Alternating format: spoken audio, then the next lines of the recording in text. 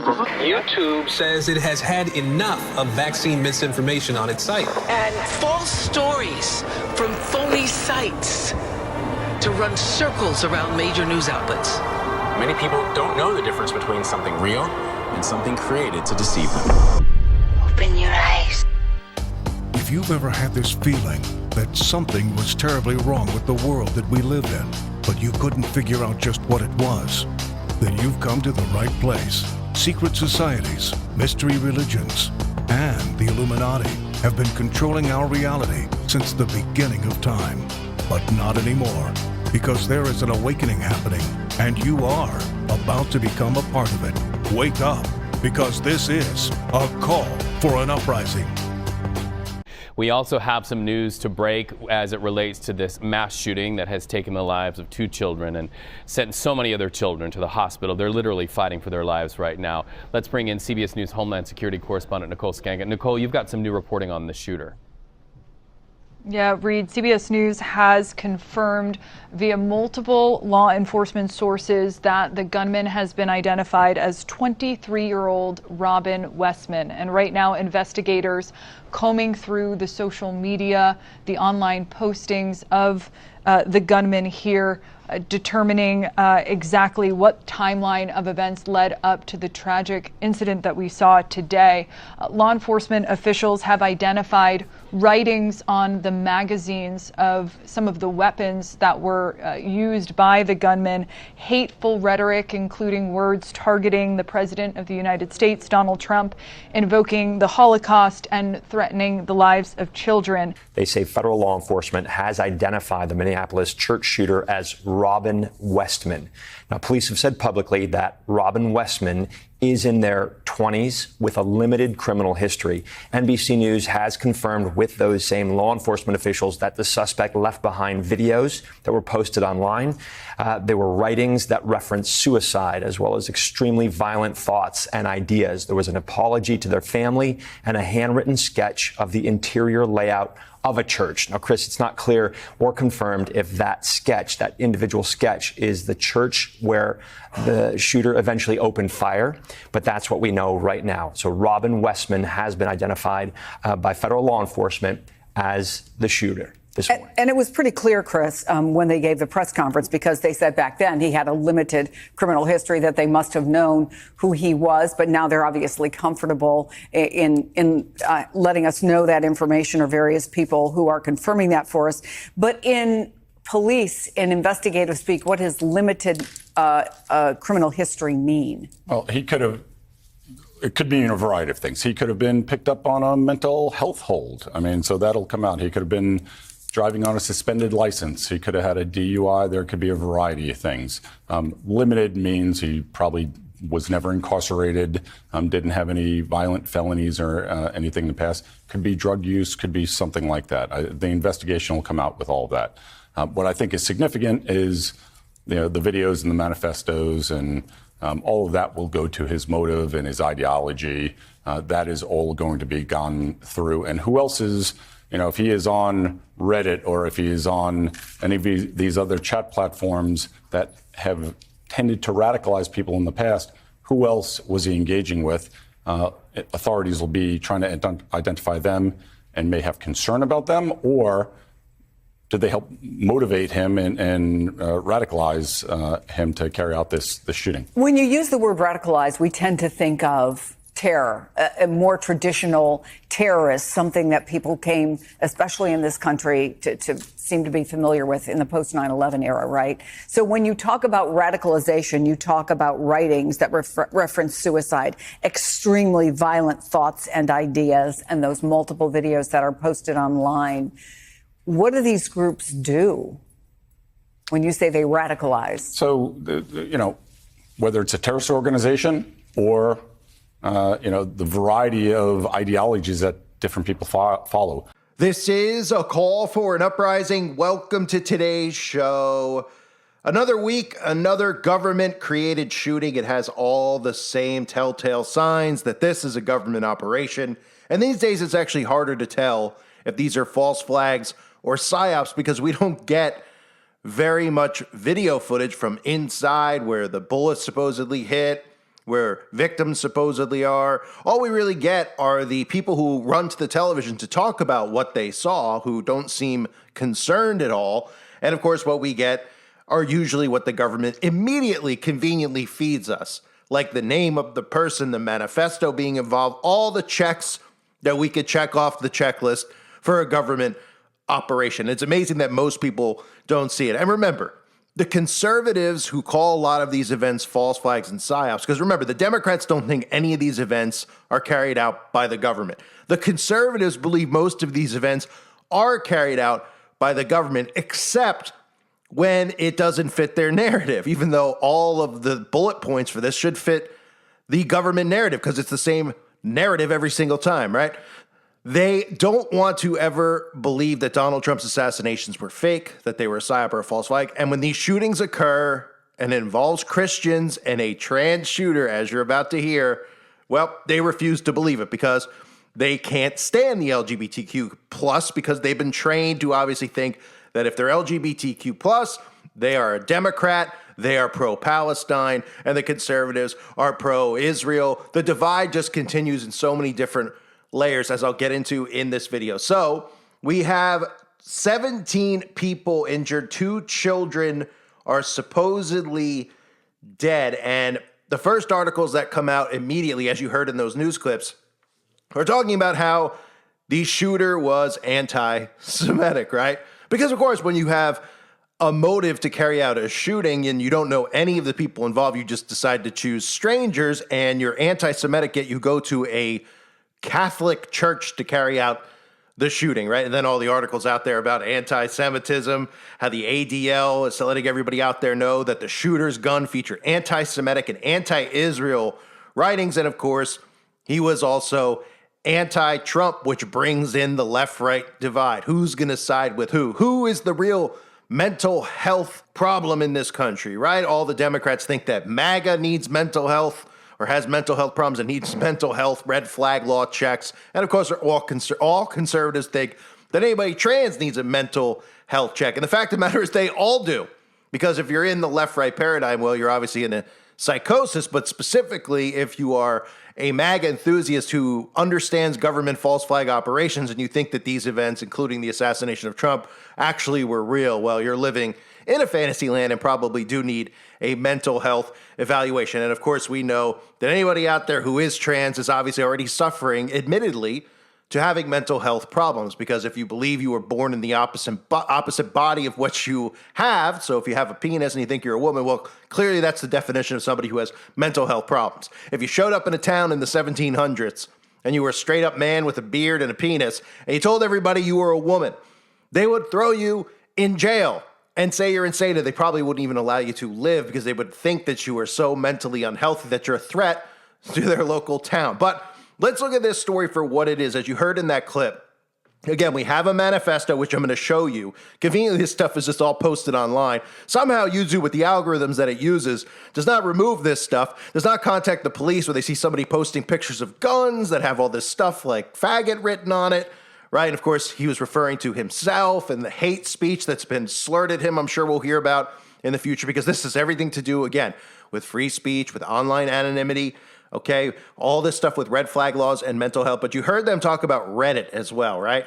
People being radicalized online on websites that the government supposedly can't control. Now, they can control Reddit, but what they're really getting at is websites like my website, where we all convene and talk about the fake events that are happening in the world. And you heard them mention on the news clip that there are people, they want to look into the people who are engaging with him online. So in other words, this guy could have been in a Reddit forum. If you engage with him, well, the police want to speak with you. And they want to see whether or not you radicalized him. Did you motivate his anger? This is what we've gotten to. This is pre-crime. This is, somebody carrying out an act of violence, supposedly, and then you can blame other people for their ideologies because they rubbed the wrong way. They rubbed off on him, or they read some guy's website, a call for an uprising, or whomever, and they were talking about how the government carries out false flag operations. They were talking about the Talmud, et cetera, and it drove this hate inside of his mind, and he went and carried it out. But I'm responsible. You're responsible because he carried it out, but you had those ideologies that were dangerous, and you can't have that because you're not allowed to freely think anymore in this world. So we have anti-Trump, right off the bat. Within hours, we find out he's anti-Trump. He's anti-Israel, of course, because the Christians, obviously the church has been falsely aligned with Israel because of the 501c3 churches that are teaching them that they need to bow down to the industrial complex, the military industrial complex created in 1948 by prominent 33rd degree freeman, one of the people, Mr. Truman, along with many others who have created the state, of course, the Rothschilds and the Balfour Declaration, which I've covered many times. This state of Israel, which was established in 1948, they're supposed to bow down to the state. And of course, they ignore the verses in the book of Revelation that talk about those who claim to be Jews and are not, but are of the synagogue of Satan. So they bow down to the Khazars. And it's interesting that one of the first articles that came out about who is the shooter, who is he? Well, his name's Robin Westman, right? I mean, might as well just be George Glass. Westman, right? But he used to be Robert Westman. So his name's Robin Westman, but he used to be Robert. So you immediately know when you read the article that the person changed their name because they changed their gender. These people fall for it. Here are the pictures of Robert with long hair. Right, here's another one that they put out of him. I love how these pictures are always like so musky. Is that the right word? You know, they look like dated pictures like we saw with the fake assassin from BlackRock with Donald Trump, right? I mean, this guy straight up looks like the Elephant Man, by the way, if you haven't seen the movie The Elephant Man. I mean, these two are spot-on twins for the most part. And, of course, he had a YouTube channel, right? So somehow the algorithm can browser identify me from going and making channels, but it wasn't able to stop this shooter, right? And you could see right there, Robin W. The channel is now removed off of YouTube if you are looking for it, but it was there this morning. People were able to find it, and of course, conveniently, right on there for everyone to see was the manifesto. And of course, the government knows, leave it up for a couple of hours, people will download it, and it'll be all over the internet for everyone to see anyway. They don't need to leave his YouTube channel up. So you can see from the screenshot here, defend equality with the trans flag. And then we have this entire manifesto, which I'll show you some clips from this manifesto now. Keep in mind, one of the, he opens up the manifesto, you could see underneath it, how obvious and staged could this be? You have the image of of a Mark IV, how to assemble a gun right underneath it, right? Like, huh? I mean, how obviously do they want you to, immediately look, whoa, he's a gun enthusiast. He has this thing where he can assemble a gun. Right underneath his manifesto, he's writing about killing himself and killing innocent strangers, right? I mean, you might as well have him in a KKK robe too. I mean, it couldn't be more ridiculous.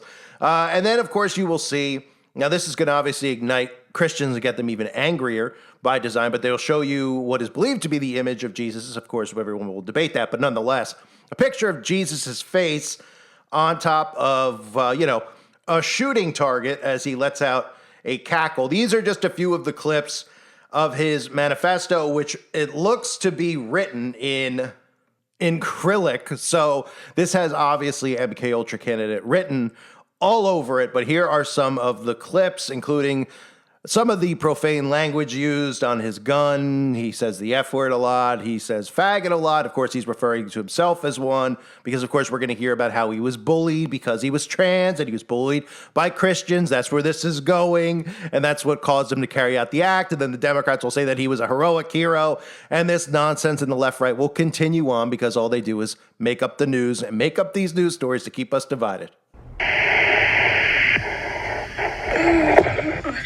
I don't remember how far we went back. Sick. I got flagged. There's bugs in my skin. There's bugs in my skin. My God.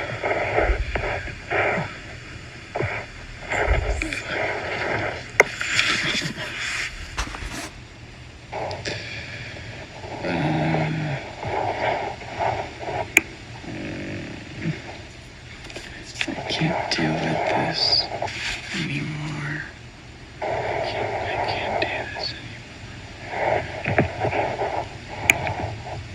I have to get up. I have to get up now. Oh my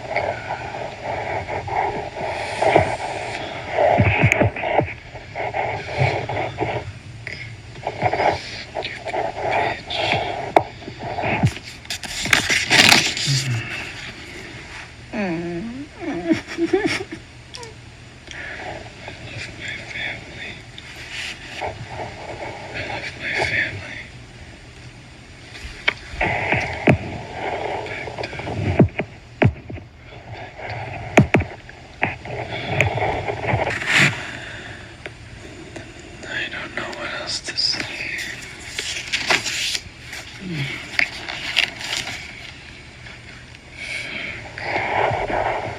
It's over. It's over. It's over.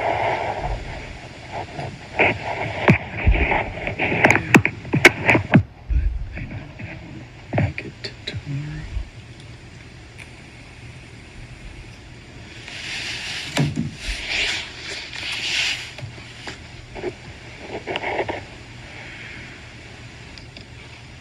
Shooter.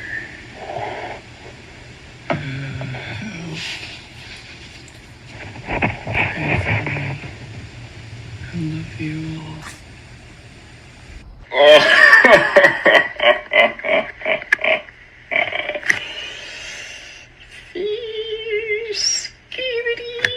Oh yeah, oh yeah. Check this out. Got more Jew gas taped on this end. This will be for the emergency exit. Pop it through the hand. Oh, where's Garfield? This is all too fucking real. Nigga. Yeah. Tomorrow, I love you. Hate you.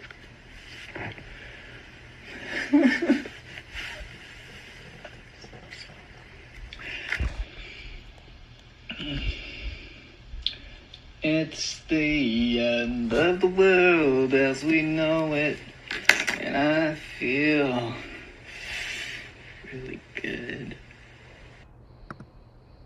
9mm go bang.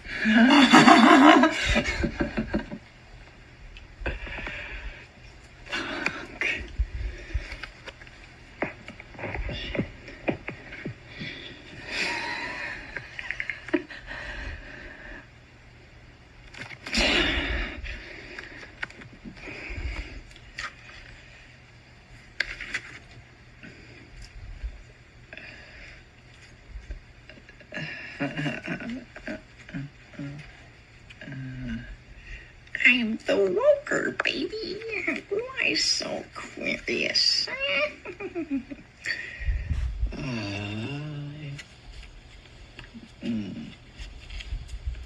Where's your fucking God now? So God. Shit.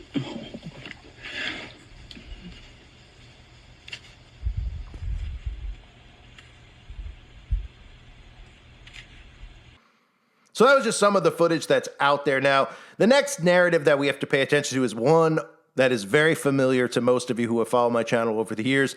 And of course, this has to do with the mayor of Minneapolis who says, "We don't want your thoughts or prayers right now." Remember that narrative?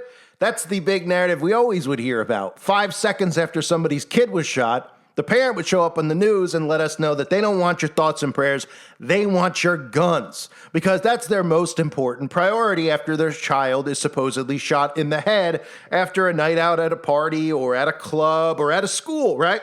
We have Jen Psaki, who used to work in the Biden administration. Prayer is not freaking enough.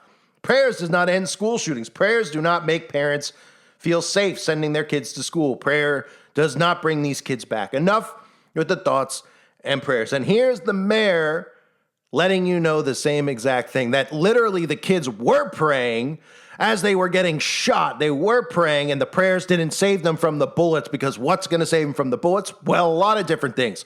Obviously, getting more red flag laws in place for gun control, which will only be geared towards people like us, that they'll convince everybody out there that we're dangerous because we're conspiracy theorists.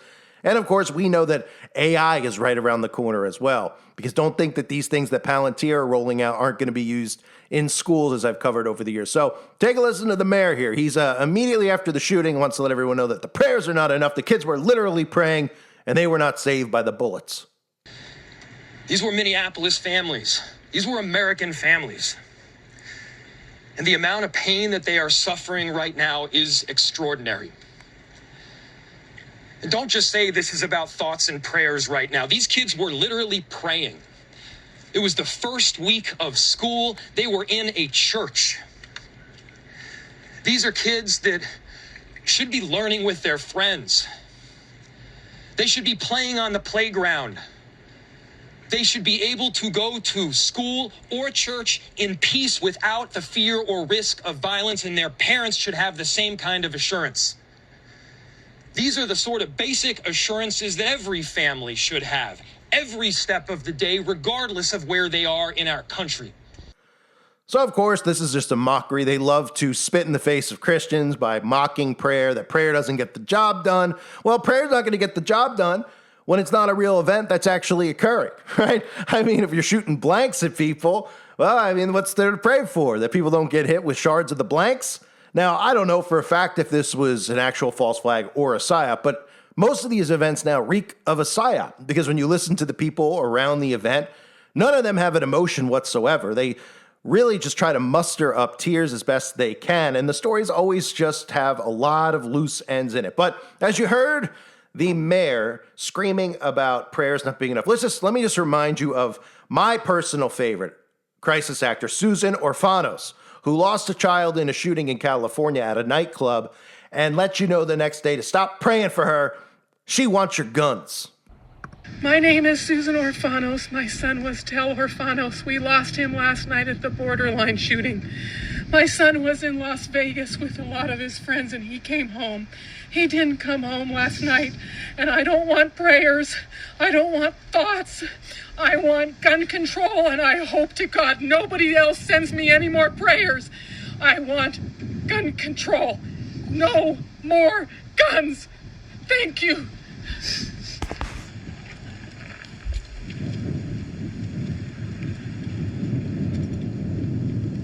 I mean, that's one of the greatest crisis actors of all time. Imagine losing your child in a shooting, and the first thing on your mind is that you want everybody out there, you want their guns, that prayers don't do anything, that we need to get everybody's guns, right? Don't even know the motive of the shooter or anything else. And of course, this is just because Susan's an actor like most of these people. And speaking of which, we do have some crisis acting on hand here. Now, I want to play for you this news clip because I want you to hear how the news anchor admits to the fact that the kids had been running drills at school. That's right, because we know that there's a correlation between the schools that have these active shooter drills and these events actually going live. Now, this anchor tries to muster up tears. It's a pretty poor performance. I know it's a small part, but I think we could get a better actor than this, but apparently not in Minnesota. But this news anchor lets you know, we even hear the interview with the child, and the child kind of stumbles on his words about how his friend got shot in the back, and his friend is perfectly fine. A few minutes after he was shot in the back, which you'd find hard to believe if a child is shot with a bullet in the back, that the child's perfectly fine a couple of hours later, and somehow this kid actually knows about it. Don't forget, they like to pull on your heartstrings when they show you these kids, right? They like to show you these little girls, these little boys, cute little kids who are nice, and how could they ever be in on it? Don't forget about the Dee Malay, the Job's daughter, the Rainbow Girls. These kids are groomed at a young age. They are so intimidated by these groomers, these Freemasons and these Eastern Star witches that are their idols. They idolize them. They're mentors. It's like a mentor program. They would never, ever, ever betray them, and they will carry out whatever they're asked to do. It's very much like children who are put through trauma-based mind control and ritual abuse. And you hear about them coming forward years and years later. That's because the children are under trauma-based mind control. They look up to these people. They're threatened and intimidated by these people. They're never going to cross these people. They do as they're told, and sometimes when they get old enough, they realize that those people are not their friends, that those people were not doing anything for their benefit, and they become brave enough to expose those same people. But my point being is that the children are always in on it at these events, and they're well-groomed in giving these interviews, but they always stumble upon their words. How they say, well, you know, this woman talks about how this kid said that there was an active shooter drill, but it wasn't good enough because it didn't tell them what to do in the event they were getting shot at in a church. Huh? I mean, what are you supposed to do? Drop down to the floor? And then they run to the auditorium. I mean, you listen for yourself and watch the acting on the news anchor. Yes, you are correct. We're right outside of the scene here at Annunciation Catholic School and Church. Earlier, just moments ago, really, actually, we spoke with a fifth grader who was in Mass at the time that those shots rang out. He said he was right next to the windows, the stained glass windows, you heard Police Chief Brian O'Hara describe as the way in which this gunman opened fire through those stained glass windows.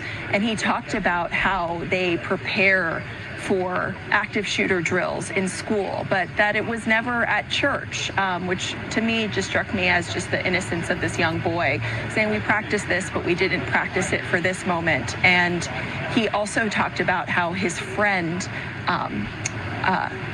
dove over him, and he was hiding under a pew, and his friend was shot in the back. And he said his friend is so brave for doing that and protecting him. It was really so powerful to hear, and we want you to hear directly from this young, brave boy. It was like shots fired, and then we kind of like got under the pews. It kind of, they shot through the stained glass windows, I think, and it was really scary. What did you do after that? Well, we waited like 10 to 5 minutes. I don't really know. And then we went to the gym, and then the doors locked just to make sure he didn't come. And we waited in the gym for more news, and everyone was okay. Or most people were okay. Who were your friend, Wes? My friend got hit in the back. Did he go to the hospital? Yeah, he went to the hospital. What went through your mind when you saw that? I was super scared for him, but I think now he's okay. So you heard it there from Wes, that really brave 5th grade boy who was in the church at the time this happened. He described seeing his mom when he could finally be reunited with her. And he said that he was relieved because he didn't know if he would see her again, what was going to happen in that moment.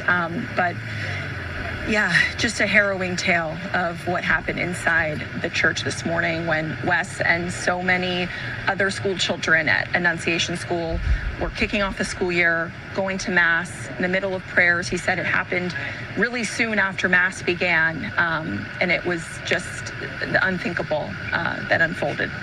So if that wasn't, bad enough, at least the news anchor, it's tough when you see some of these kids, but they don't have any emotion whatsoever. Kids getting shot in the back, kids, telling their friends that they're brave. This plays on the people's heartstrings. This is what makes it so difficult for them to wake up to these false flag events. That's why anytime there's a school shooting, like we have with, let me think of some of the kids' names that we've gotten rolled out in front of us, right? We got David Hogg. And, suddenly on the news after a shooting, then suddenly on the news on every single news station, then suddenly at the Democratic National Convention, and all they're talking about is gun control, right? But don't forget, it's about more than gun control. It's about red flag laws, and it's about AI surveillance coming into the school system, as well as those pre-crimes that I discussed with the Gotham project that's being carried out by Palantir. Now, here's one other guy that I had to play this clip, because this guy's talking about how he knows guns well, but he heard gunshots, and he said those can't be gunshots, even though he knows what gunshots sound like, and of course he conveniently knew the weapon that was used. Of course, it couldn't be a handgun. It's always the same narrative. It's got to be some type of an assault rifle, right, or something along those lines. He just happened to know that, and, here he is letting you know. We live about 2 blocks from here. I was on a call. All the windows of our home were open. I know what gunfire sounds like, and I could tell. I was shocked. I said, "There's no way that could be gunfire." There was so much of it, so it was sporadic. It was a semi-automatic. It seemed like a rifle. It certainly didn't sound like a handgun, and so he must have reloaded, several times for sure. Do you remember about how many gunshots? I'll just say maybe 30 to 50 to. Somewhere in that area. Do you recall about how long the fire went on? Yeah. For, I would say, several minutes. 3 minutes or, 4. Which is a long time for live gunfire. So, yeah, this guy was standing on the streets giving interviews. He had a couple of other interviews that were quite suspicious. about some of the people that were coming in and out of the church unharmed. And, well, he just let you know again that he knows a lot about guns. He heard gunshots, but he said those can't be gunshots, right?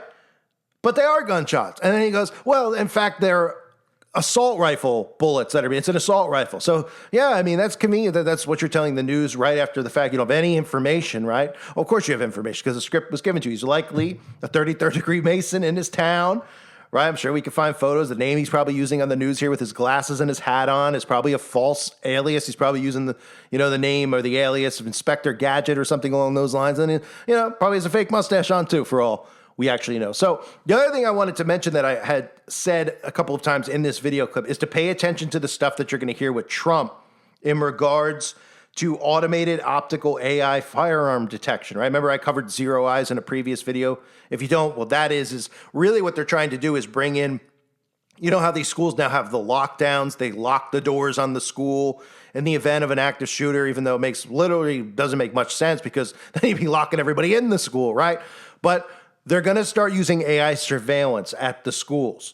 They're going to use gun detection. They're going to start using pre-crime. So when Trump comes out and speaks about this, you know that he's not going to come out and say, we need to get everybody's guns. Now, he may mention red flag laws, which Christians will actually cheer for and conservatives because they'll say the red flag laws need to be for trans people. So once Trump gets this in place, red flag laws, then you just put a Democrat in power and you change the language. And then the extremist and the person who's mentally, has mental health problems is the Christian, the conservative, the person who believes in weather modification, the people who believe 5G is dangerous, the people who talk about COVID and the nanotechnology. Yeah, those will be the people with the mental health problems, and they'll get your guns. All Trump has to do is get all this stuff in place, and that's what he's doing. He's getting AI governance in place, and these suckers aren't even paying attention to it. And it's going to turn into overnight. It's going to turn, and that AI governance is going to be used not against ICE. It's going to be used against people like us, actual civilians in this country, and they're going to target Christian conservatives we know in the future. All they have to do is just remove Trump from office. So say 7 years from now, 5 years from now, 4 years from now, 10 years from now, whatever they decide, then that technology that's sturdy and in place and not, we can't remove it because all these data centers, et cetera, are around and heavily, I'm sure they'll have a lot of false flags around the data centers where they say that civilians are trying to blow them up so that we have to pay for our tax money is to pay for military to protect these data centers. And none of these people ask what the purpose is of these data centers, right? Incredible. But the future is going to have AI in it in every aspect, healthcare, surveillance in schools. So Trump will likely come out and talk about how we need better systems in place at churches, at schools, right? Remember that shooting that happened on the 33rd floor in New York that I covered a few weeks ago? Remember how they were talking about how the guy was just walking into the building and nobody stopped him, but they were showing you all those camera shots of him, right? Could something have been done beforehand? Because the camera saw him walking in with the gun. Well, of course they can be done beforehand, and that's the point. They're going to get more of these CCTV cameras there, but it's not just going to be CCTV camera. These are going to be weapon detectors that notify the police immediately. Obviously, there's going to be, in these data centers, the lists of people on the lists of terror threats are going to be people like me and you, so they'll just use facial recognition to immediately intercept any of us if we're out in public, and they can make up whatever they want because of the deep fake capabilities that they have. They can literally put our faces on anybody's bodies and say that we went somewhere and tried to shoot it up, and everybody out there will believe it, even though they know that all this dangerous deep fake technology actually exists, and they didn't do anything to push back against it because they said it will never happen to me. Right. Well, maybe it won't happen to some of them, but we know it's planned probably to happen to all of us in the future. So we get all the same signs, right? We get a manifesto. I mean, that's just an auto check. The first thing we think of is a manifesto, and 99.9% of the time, the shooter is dead, right? What's his motive? Well, his motive was that he was trans, as they let us know immediately. They gave us some photos of him with his long hair, right? He had his pride flag with a gun, right? And then he put all the names, the hate names and fag and all this stuff on the gun. And of course, he had anti-Semitism on there, so we can now link him to being a Democrat because he's anti-Semitic, he's pro-Palestine, and he's trans, so that makes the conservatives even more angry. So the conservatives are going to be the ones who ask for red flag laws because rightfully so, they're going to say that people who are transgender have mental health problems, and they do, obviously, because you're literally insane if you're transgender. It's the definition of insanity. You're literally cutting off your penis or trying to grow one if you're a woman who wants to become a man or whatever sick thing that they actually do. I mean, that's pretty much the definition of it. If you ask somebody 100 years ago, what the definition of insanity is, and you said, well, they were like, I don't know, if this guy, if he drank out of the toilet, that'd be pretty insane, right? And everybody would laugh. Yeah, that'd be pretty crazy. Well, if you're like, hey, how about if this guy cuts off his wang? Huh? They'd be like, what? Yeah, what if he cut it off? And what, to kill himself? No. He suddenly wants to live as a woman. He's going to wear a dress and a wig and lipstick. Their heads would blow up. And they would say, that's the sickest thing they've ever heard. And that's the definition of insanity. So they're rightfully so in saying that red flag laws need to be in place for trans people because they are literally insane. But those red flag laws are only going to be put in place so they could change the language because it's going to be fine-tuned to be against anti-Semitics, right? They're just going to label all of us anti-Semitics. If you're a Christian who is not a Zionist, you're anti-Semitic, you're not a real Christian, you'll be told by the 501c3 churches who are completely brainwashing their congregations and so on and so forth. So I thought the photos were pretty funny that they released the Elephant Man thing. I mean, that was the first thing I thought of when I saw the guy. It looks like almost just on purpose. You got Robin Westman. They let you know immediately that he was Robert and changed his name to Robin. So you immediately could say that he's trans. He's got the unicorn on his notebook. There was even a pentagram on his notebook, if you noticed, as well as doing, opening up his notebook, putting it on YouTube, making sure underneath the notebook was a giant walkthrough on how to put a gun together so that people out there go, he's a gun enthusiast, crazy person, and he's anti-Semitic, and he's trans, so let's get these laws in place. Trump, come on now. And all these things are being put in place for us because, again, all they got to do is switch the temperature. Oops, now we got a Democrat in charge like Gavin Newsom. Great. That's great. And we got AI governance in place and we got red flag laws in place. And who do you think they're going to be turned against? Oh, right. MAGA conservatives. But unfortunately for us, we could all say, well, we're not in that group. They're going to lump us in that group because they're going to say, well, they talk about conspiracy theories, so they got to be a MAGA conservative. If you tell people that you don't vote, that you're not a Republican or a Democrat, they don't understand. They don't. How many people do you talk to and they're just like, what?